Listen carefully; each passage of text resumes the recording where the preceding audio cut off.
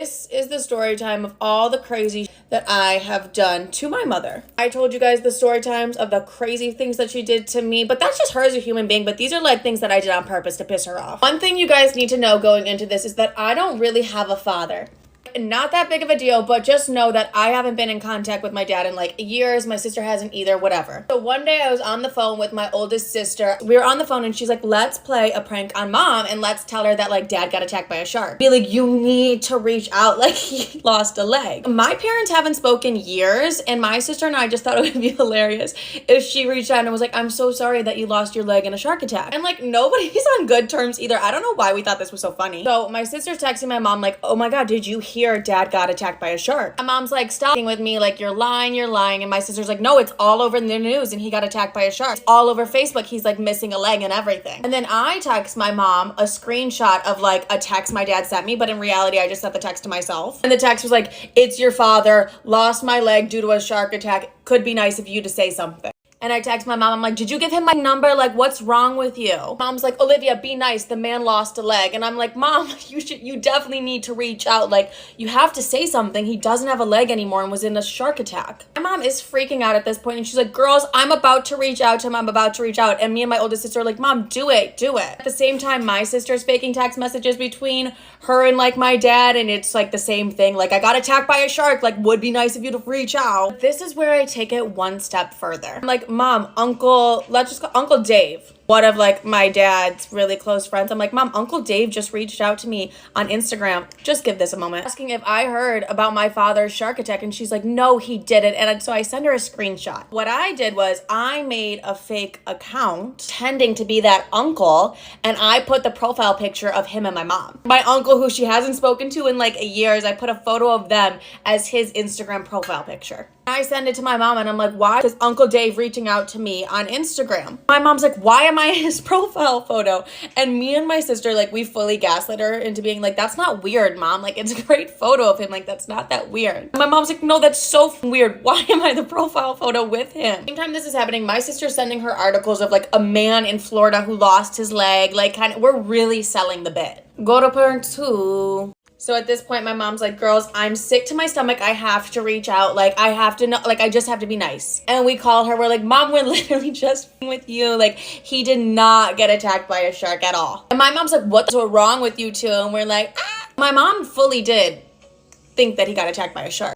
Story time about how I stole my best friend's boyfriend and she ended up poisoning me. Disclaimer, is not my story time. It's on my Instagram. I met my ex-best friend 10 years ago. We hit it off right away in school and were inseparable. But shortly into our friendship, I noticed how jealous and envious she was. She envied my life and everything that I had. I got lots of attention from boys and she didn't. Every time we would go out, I was the one constantly getting hit on. It actually made me feel so bad for her. I stopped dressing up whenever we would hang out, and I even stopped wearing makeup just to make her feel better. She asked me if I was doing that on purpose and I told her no. I told her I just wanted to feel more natural and that it had nothing to do with her. But this actually started working. That's when she started borrowing my clothes and my makeup. She didn't even know how to use makeup, so I would do it for her. Every single weekend that we would go out, she would look really amazing. I would do her makeup and her hair and dress her up before we went out. Usually I would go in jeans and a t-shirt and not do anything to my hair or my face. But like I said, I only did this when I would go out with her. Whenever I went out with other friends, I would always look my best. But it actually started to work. Instead of me getting hit on at the bars and clubs, she would get hit on. And this made her feel so much better. And it actually made me really happy too. She started going on a few dates, and she had really good guys interested in her. One of the guys was in financing, owned a house, and traveled a lot, and was good looking too. The other one owned his own business, was good looking, really tall, and wanted kids right away. He would basically tell her that he wanted to marry her. But instead of being interested in them, she wanted to date more guys. She became a serial dater. Before I knew it, every single weekend I would go to her house to help her get ready for her dates. Which, by the way, would take me 2 to 3 hours to do her hair, makeup, and outfit. But like I said, I was happy to help her. On one occasion, I told her I couldn't come over to do her makeup and her hair because I had a date of my own. She told me I was ungrateful and hung up the phone on me. I was shocked by her behavior. While I was on my date, she called me 10 times. When I answered, she demanded to know where I was. Part 2 is up.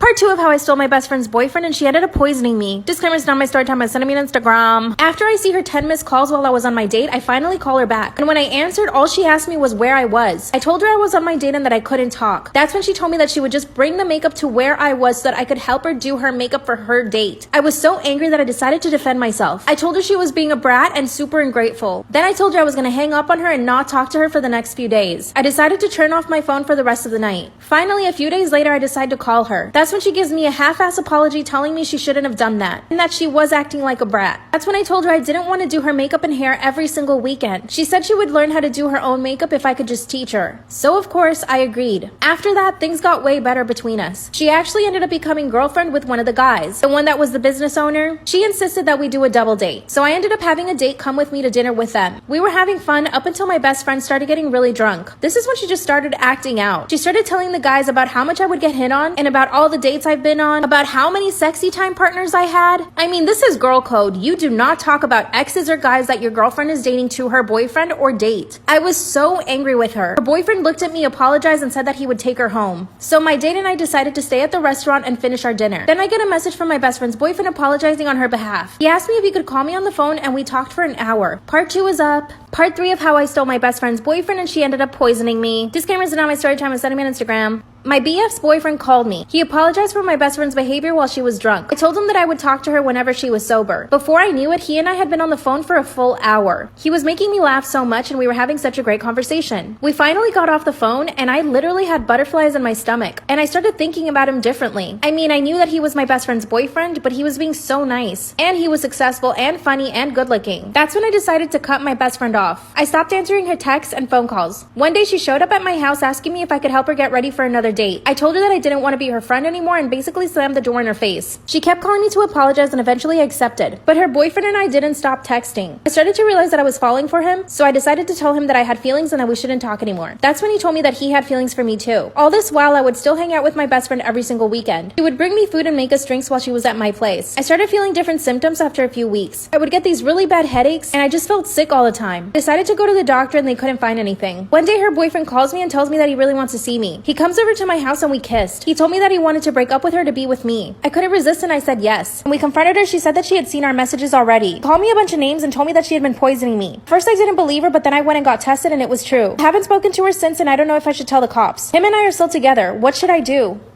So I have a younger sister. She's 16. She has her license. She has a car. What else? Yeah, all the things. But she doesn't drive. So because she doesn't drive, I take her to school. Don't worry, it's not out of the kindness of my heart.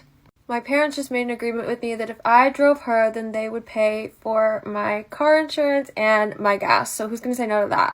Anyway, so a big difference between my sister and I is I like to be everywhere super early and she likes to get there basically like late. So we are pushing it on our way to the school every freaking morning. And if you know anything about car lines at schools, then you know that like the last like 10 minutes before school starts, the line is forever long and there's 100 people there. So we get up to the front of the line and my sister gets out of the car, and my sister also plays tennis. So she had her tennis bag in the backseat of my car.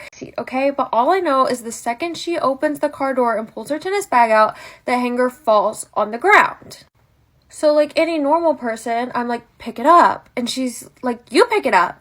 And for the next 3 minutes, she argues with me over who's going to pick up the hanger. Again, I'm driving and just braking in this pickup line or drop off line, whatever. And I'm just like, can you freaking pick up the hanger? And this girl looks me dead in the eyes and kicks it under the car and then goes, oops.